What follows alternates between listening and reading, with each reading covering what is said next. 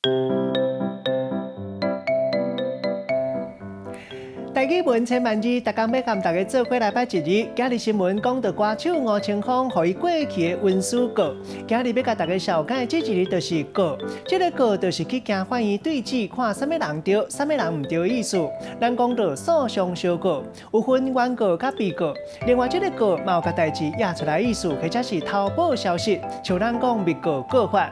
另外，这个告嘛有请求的意思，像讲告病、告恼还乡。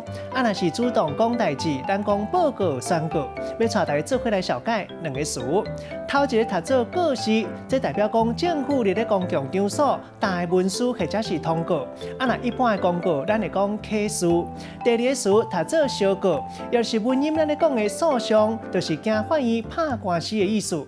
咱用一句话来举例，甲这两个词夹做伙。譬如讲，因兜门口明明就插一块告示牌，讲这袂当黑白当本数，结果也是有人无咧扣，即声毋若互环保局罚钱，搁爱去法院小告。